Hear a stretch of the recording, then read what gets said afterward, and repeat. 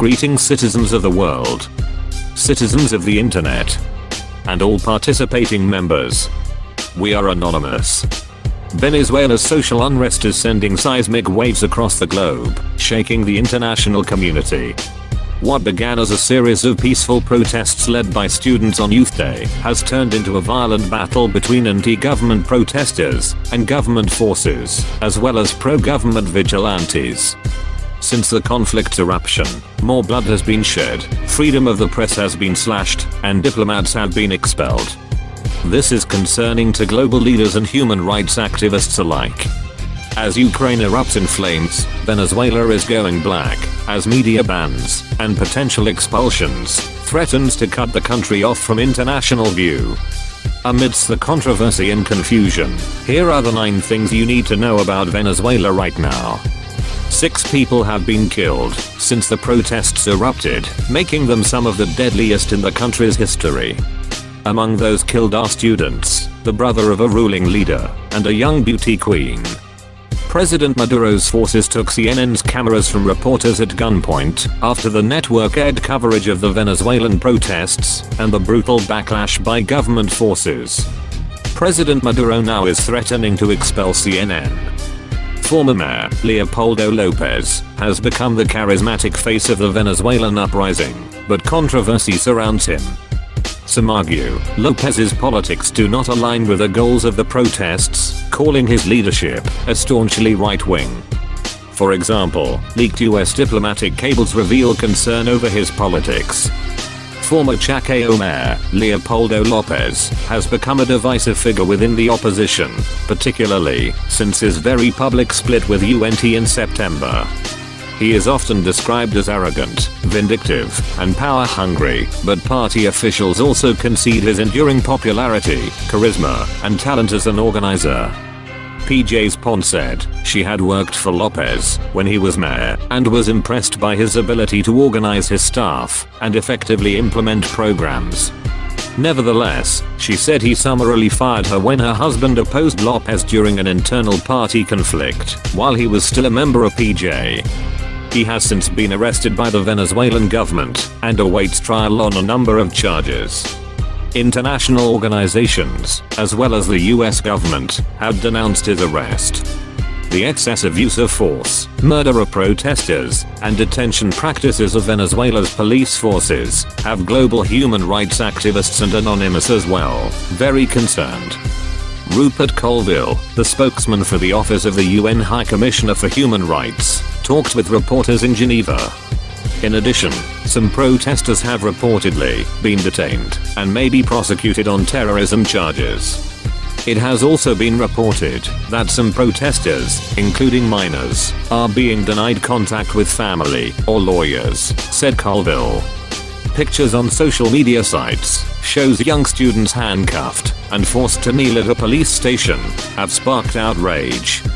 Additionally, the regional representative of the High Commissioner for Human Rights in South America has called on the Venezuelan government to ensure that the rights to freedom of peaceful assembly. President Maduro has banned public protest and enacted a nighttime curfew. Venezuela's insanely high inflation rate has driven up the cost of basic resources, making items like flour, gasoline, and toilet paper difficult, if not impossible to get. At the same time, jobs and pay rates have been steadily decreasing. These economic issues remain some of the loudest grievances of the protests, along with calls for a more democratic government and an end to the abuse on humanity. President Maduro ordered that 3 American embassy officials leave the country. He accused them of recruiting students to participate in the protests. The demand means increasingly strained relations for Venezuela and the US. In this photo, Kelly Keelerling of the US Embassy speaks at a press conference after her and 2 other diplomats were expelled by Maduro. The Venezuelan government banned access to Twitter images and continues to vilify anti-government protesters on state-owned television. Formerly dissenting media outlets have gone quiet, prompting fear of what citizens call a complete media blackout. Student protesters are urging citizens to march in peaceful protest in the wake of the country's escalating violence. Before pro-government vigilantes reportedly started firing at students, the anti-government protests had been largely peaceful. President Maduro has recently called for peace dialogue with protesters in a countrywide speech.